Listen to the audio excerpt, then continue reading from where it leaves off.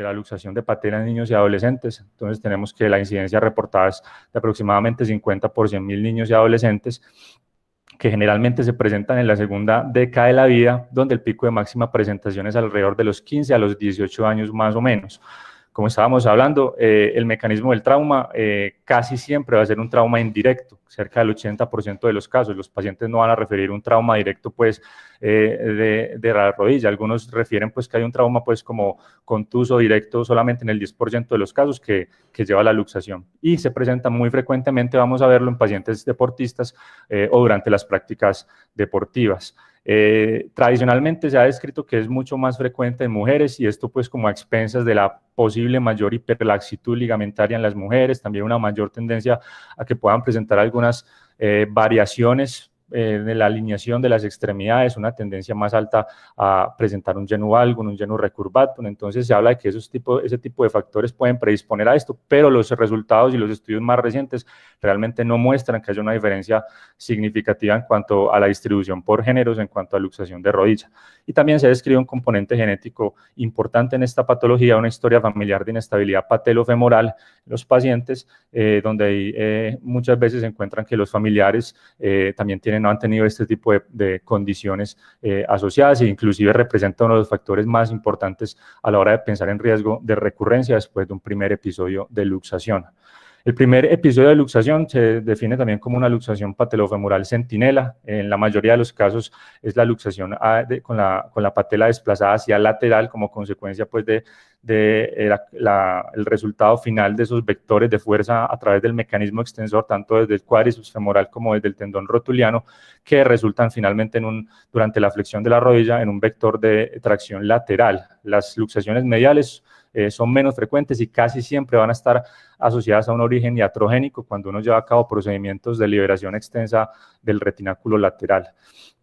Y se habla de que los pacientes que presentan este primer episodio de luxación centinela, aproximadamente entre el 7 hasta el 70%, dependiendo pues, de la serie que estemos viendo, van a desarrollar síntomas de inestabilidad crónica patelofemoral, básicamente pacientes con dolor en la cara anterior de la rodilla, pacientes con sensación de aprehensión durante los movimientos de flexoextensión, y se habla que hasta el 40% de los casos van a empezar a presentar luxaciones recurrentes a nivel patelofemoral, y esto va a estar mucho más asociado y va a ser mucho más frecuente en aquellos pacientes en quienes podamos identificar ciertos factores de predisposición, tanto variaciones fisiológicas como también factores anatomopatológicos, que puedan alterar la biomecánica y la dinámica articular funcional de la rodilla y que hace que esos pacientes precisamente sean los que están en mayor riesgo de presentar próximos episodios o nuevos episodios de luxaciones. Hay diferentes tipos de luxaciones de la patela. Se habla de una luxación congénita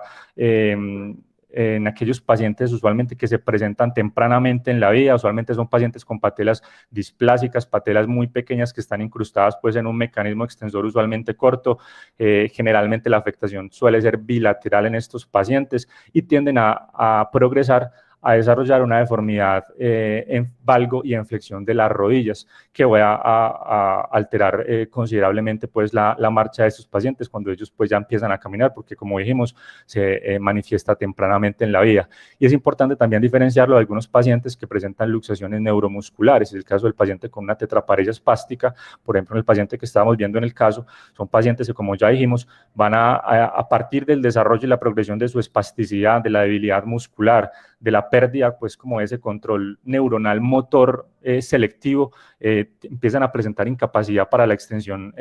voluntaria de la rodilla, hacer deformidades fijas en flexión, sobre todo a nivel de la rodilla, con acortamiento, retracción de las estructuras musculares, contracturas articulares, en el caso de la rodilla, contractura de la cápsula posterior de la rodilla que lleva esa rigidez en flexión fija que el paciente presenta, y sumado pues a la espasticidad y a las grandes fuerzas musculares, eso puede configurar grandes vectores de tracción lateral que lleva a que el paciente se luxe frecuentemente. Y que en términos generales estas luxaciones congénitas pues, son esencialmente de manejo quirúrgico para los pacientes. La luxación traumática aguda de rodilla pues, es posiblemente una de las que más frecuentemente veamos. Son pacientes que, como dijimos, en general son traumas de baja energía. Los pacientes, usualmente el mecanismo del trauma es una fuerza de carga en flexión de la rodilla con un estrés en valgo y una rotación externa, que lleva básicamente a que estos vectores de fuerza desplacen la patela hacia lateral, se condiciona esta luxación. Muchos de los pacientes van a llegar con rodillas bloqueadas en flexión mientras estén luxados. Usualmente la reducción, como ya los compañeros ya lo habían descrito durante el análisis del caso, pues con una extensión suave de la rodilla se puede lograr la reducción de la articulación patelofemoral. Las reducciones espontáneas, que también con frecuencia las podemos ver, son pacientes que ya llegan, que están reducidos, que tuvieron una reducción espontánea de la patela. Se piensa o se ha considerado que pues, es más frecuente también vista en mujeres adolescentes, y en general, pues digamos, corresponden entonces a este primer evento de luxación centinela muchas veces, aunque hay que tener en cuenta que algunos pacientes ya van a tener episodios traumáticos recurrentes, donde el trauma posiblemente sea pues como un factor precipitante, siempre y cuando existan factores de predisposición. La luxación constitucional recurrente ya se presenta más que todo en aquellos pacientes en quienes definitivamente sí identificamos que hay una serie de factores de predisposición para que tengan esta inestabilidad patelofemoral, que ahorita vamos a desglosarlos un poquito mejor. Son pacientes generalmente con historias familiares de inestabilidad patelofemoral, pacientes en quienes identificamos una gran hiperlaxitud ligamentaria, son pacientes que muchas veces van a tener traumas muy mínimos, casi que traumas insignificantes, y que en general van a tener una tendencia a evolucionar hacia una luxación habitual crónica de la patela, básicamente. Y en cuanto a la luxación crónica persistente, pues ya se habla mucho más de pacientes, sobre todo en relación con alteraciones congénitas, con condiciones sindromáticas, pacientes con patelas, como dijimos, pequeñas, incrustadas en un mecanismo extensor muy pequeño que está completamente desplazado hacia lateral. Eso condiciona estas deformidades pues, en flexión y en valgo, y donde el mecanismo extensor al final va a funcionar como un flexor de rodilla más que como un extensor. Los pacientes generalmente van a perder la capacidad de extensión tanto pasiva como activa de la rodilla. Consideraciones anatómicas, entonces básicamente la estabilidad patelofemoral va a depender en parte de la estructura articular propiamente, de la concavidad que ofrece o la profundidad que va a ofrecer el surco troclear,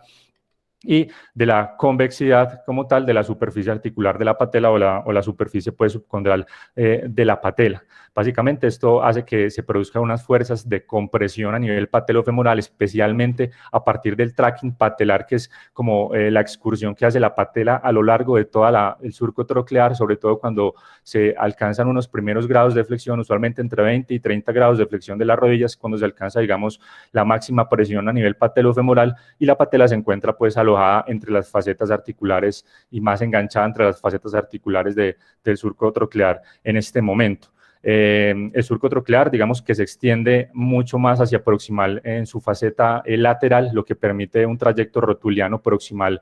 más profundo durante la extensión completa de la rodilla. Y hay que tener que alteraciones también en la posición cráneo-caudal de la patela, es decir, una patela alta, una patela baja pueden alterar también esta dinámica articular funcional y esta biomecánica a nivel patelofemoral. Básicamente, la patela alta en general también puede generar fenómenos de maltracking patelar, alteraciones de la superposición entre la patela y el surco troclear, y puede representar uno de los factores también importantes para que los pacientes desarrollen luxaciones o inestabilidades patelofemorales. Es importante en este contexto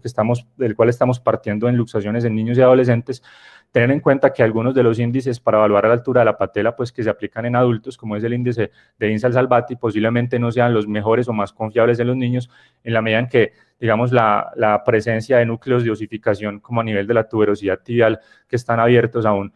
pueden hacer que no sea confiable realmente la medición de estos índices. Por lo tanto, se describen otras series de parámetros, como es el índice de Catton de Champs, el de Blackburn-Pill, y posiblemente el que en los estudios se describe como el que tiene mayor confiabilidad es el de Koshino-Sugimoto, y es importante pues siempre tenerlos en cuenta, por lo menos saber buscarlos a la hora de pensar en evaluar la posición o la altura de la patela, buscar precisamente cómo se miden estos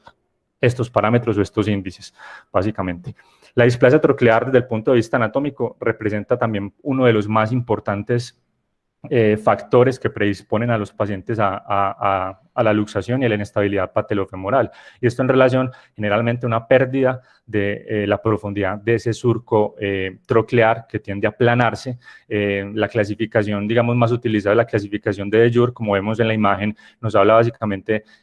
a través de los diferentes grados de una tendencia al aplanamiento, la pérdida de la profundidad del surco, inclusive la convexidad de ese surco en la parte proximal, y con el grado C, por ejemplo, en el último grado, en el grado D, que realmente sería el grado de una deformidad en patrón de acantilado, que es lo que se describe.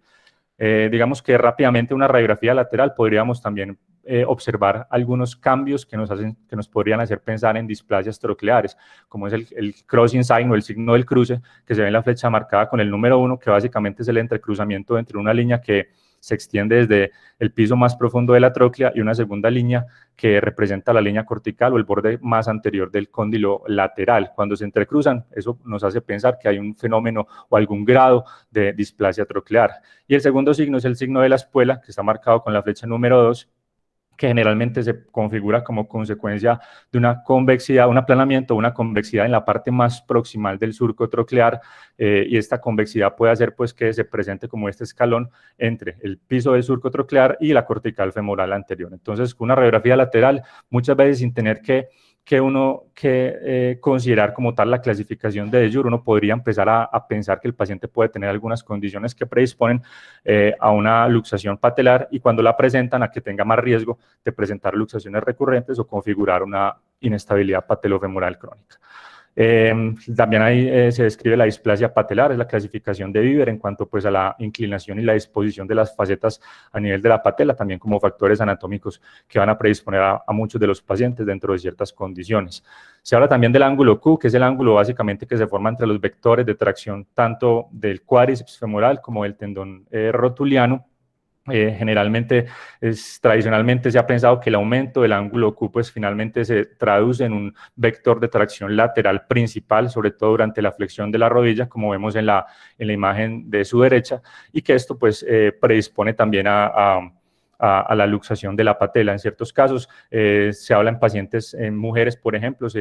tradicionalmente se ha pensado que tienen ángulos Q que están mucho más aumentados, aunque también en estudios más recientes biomecánicos se ha visto que inclusive pacientes con luxaciones recurrentes pueden tener ángulo Q que son inclusive disminuidos. Y realmente no hay una correlación clínica o imagenológica muy confiable para la medición del ángulo Q en los pacientes. Estabilizadores laterales de la rodilla, importante tener en cuenta que son finalmente los que van a ejercer parte de esa fuerza de tracción lateral que desplazan la patela hacia lateral. Básicamente el retináculo podemos dividirlo en tres grandes capas: la capa más superficial formada por las proyecciones faciales del tracto iliotibial, una capa intermedia que corresponde con la banda patelofemoral lateral y una capa más profunda que es una capa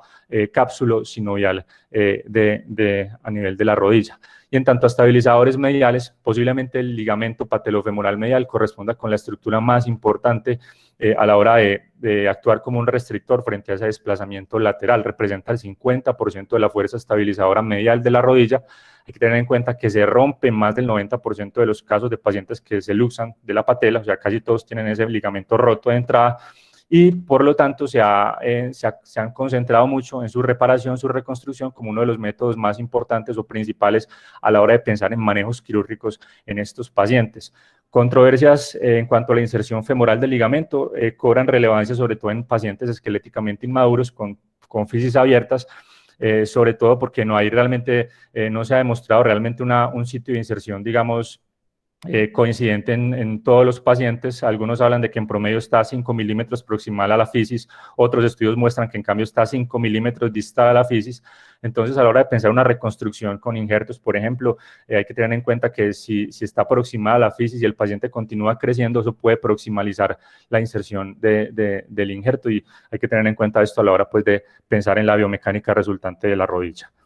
Factores predisponentes, entonces, como ya estábamos mencionando y como lo habíamos visto en las consideraciones anatómicas, acá voy a resumirlos, posiblemente los más importantes que tenemos que tener en cuenta cuando nos enfrentamos a estos pacientes e indagar por ellos. Entonces, tenemos la historia familiar, como ya dijimos, la inmadurez esquelética. Entre más tempranamente el paciente se presente con un primer episodio de luxación, mayor va a ser la probabilidad de recurrencia. se dice que ante un primer episodio la posibilidad de tener episodios subsecuentes son 7 veces más frecuentes en los pacientes, y entre cada episodio, sobre todo cuando son de origen postraumático, existe una mayor probabilidad de tener lesiones asociadas, como pueden ser fracturas o lesiones condrales, o pueden ser también fracturas abulsivas extraarticulares a través de las inserciones ligamentarias. Entonces es un factor importante a tener en cuenta en esos pacientes. Como dijimos ya, la displasia patelofemoral, especialmente la displasia de la tróclea.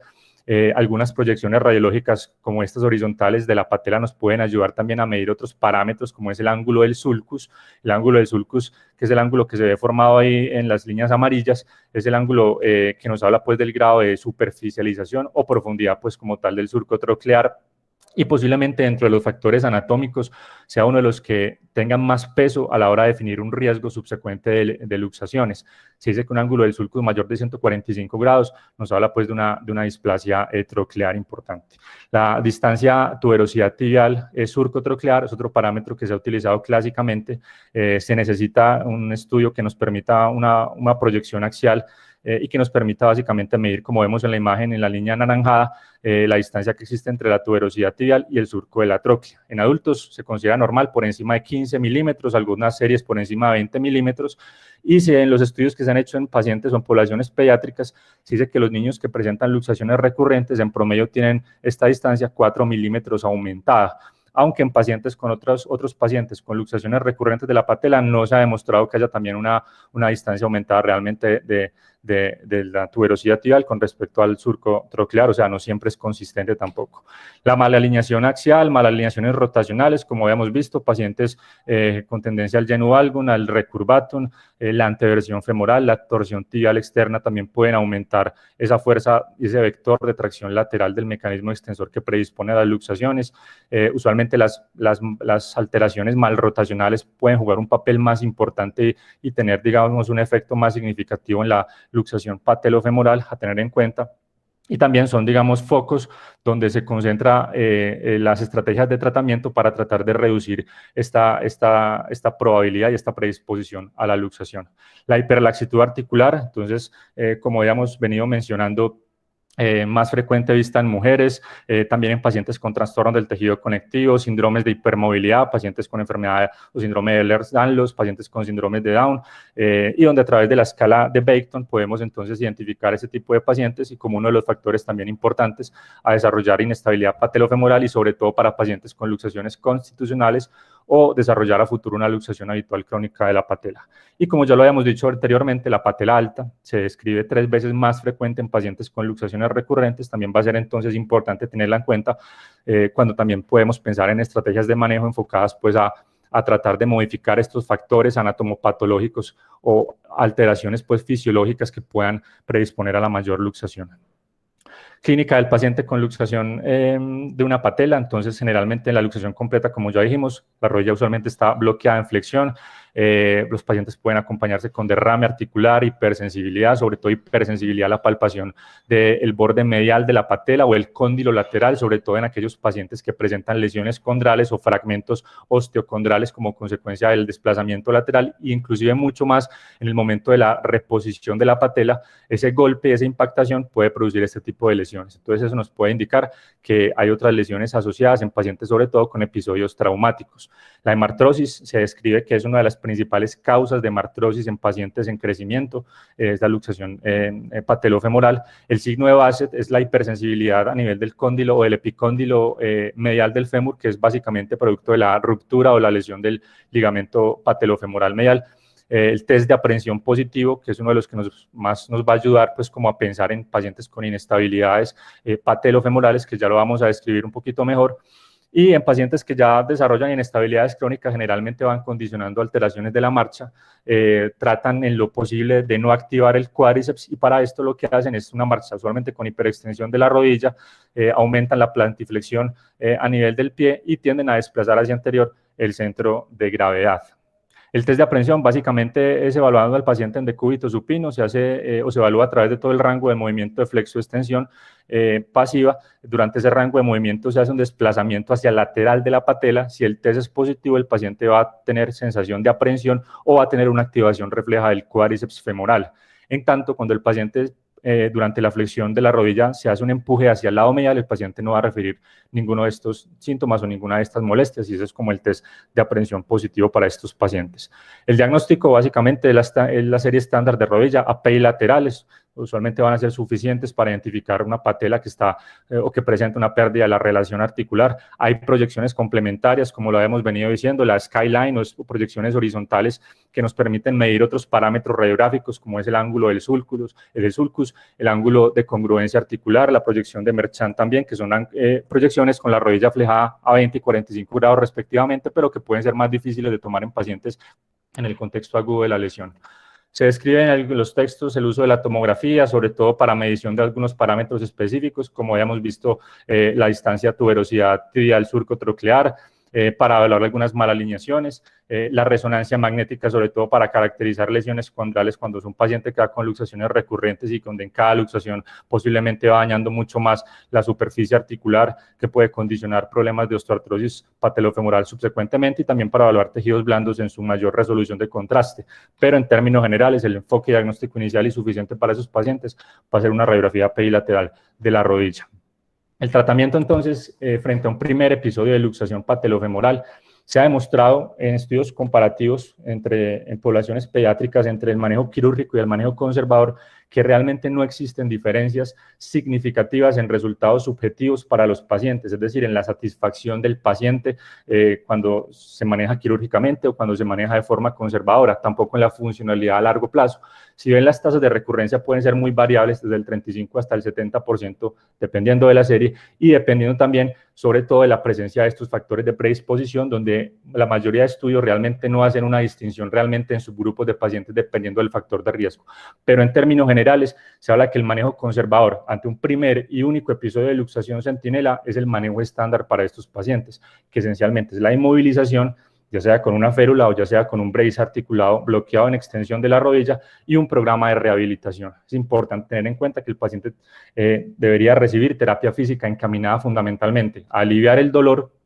en primer lugar, a recuperar arcos de movimiento, a lograr recuperar la fortaleza muscular, y partiendo del hecho de que muchos pacientes, especialmente adolescentes y niños, son deportistas y el trauma se presenta en el escenario de la actividad deportiva, muchos pacientes están en alto riesgo de no recuperar el nivel de actividad deportiva previa a la lesión. Entonces es importante también enfocar la rehabilitación y el programa a ejercicios, digamos, específicos de su deporte en cuestión, y tener en cuenta que la debilidad del cuádriceps también puede persistir por varios años en estos pacientes. El manejo quirúrgico se indica esencialmente en pacientes que presentan primer episodio, pero en quienes identificamos lesiones osteocondrales, ¿cierto? Ya sea para la remoción de fragmentos muy pequeños o sea para la fijación de fragmentos más grandes, sobre todo aquellos fragmentos de más de 15 milímetros que puedan ser susceptibles de fijación. En pacientes con luxaciones recurrentes, pacientes con inestabilidades incapacitantes ya, sobre todo en aquellos en quienes identificamos un montón de factores de predisposición para la inestabilidad y que puedan ser modificables o que puedan ser adaptables, y en el fallo del manejo conservador. Los objetivos básicamente son lograr un adecuado tracking patelar, restaurar la anatomía tanto desde el punto de la estructura ósea como desde el punto de la estructura del tejido blando y los estabilizadores de tejido blando, y, como dijimos, corregir estos factores de predisposición. Se habla y se describen tanto de procedimientos que pueden ser utilizados de forma aislada o procedimientos combinados. En términos generales, en pacientes esqueléticamente inmaduros, que digamos que es el tema que nos atañe el día de hoy, pues los procedimientos que preferimos, o los procedimientos a los cuales se limita desde el punto de vista quirúrgico, son aquellos que tratan de preservar al máximo la integridad funcional de las placas de crecimiento y evitar problemas pues con respecto a esto. Entonces, generalmente están muy enfocados a procedimientos de tejidos blandos, reconstrucción del ligamento patelofemoral medial, que se ha convertido en una de las técnicas más importantes y principales a la hora pues del manejo quirúrgico de estos pacientes, que puede ser utilizado de forma aislada, especialmente en aquellos pacientes que no presenten alteraciones anatómicas a nivel óseo o a nivel articular, utilizando pues injertos isquiotibiales, aductor mayor, y que también puede combinarse con procedimientos adicionales extensos de tejidos blandos, como son liberaciones laterales. Las liberaciones laterales, especialmente de la fascia del tracto iliotibial o el vasto lateral, generalmente no se indican de forma aislada, sobre todo en pacientes con inestabilidades leves, porque esas liberaciones extensas, como ya dijimos, pueden causar, por el contrario, inestabilidades patelofemorales mediales, que son pues la principal causa de estas inestabilidades, la causa iatrogénica. Otros procedimientos, realineación distal del tendón patelar, en la técnica que se describe de Rux-Goldwait, y ya para pacientes esqueléticamente maduros, ya pues como hablando un poquito también de esa parte, los procedimientos de realineación más distales del mecanismo extensor, como son aquellos que implican osteotomías de la tuberosidad tibial para su reposicionamiento, como las técnicas descritas para la medialización, la distalización, o para anteriorizarlas, como son las de Hauser, la de Rux o la de Maquet, que no están indicadas en pacientes con fisis abiertas, pero que en pacientes ya con un crecimiento completo podrían indicarse en este contexto. Y las trocleoplastias también en pacientes que ya tengan cierres de las placas de crecimiento en fémur distal, básicamente en aquellos con los grados más severos de displasia troclear, esencialmente pues de asimetrías en las facetas articulares de la tróclea o deformidades en patrón de acantilado como lo estábamos viendo. Entonces, como conclusión grande del tema, las inestabilidades rotulianas explican algunos de los problemas de rodilla más frecuentes durante el crecimiento en la población infantil. En la mayoría de los casos hay que tener en cuenta que no hay una historia de trauma directo, trauma significativo. Importante que hay que identificar factores de predisposición y pacientes con mayor riesgo de recurrencia para poder definir una mejor estrategia de manejo, y que el manejo estándar frente a un primer episodio es esencialmente conservador para estos pacientes. Muchas gracias.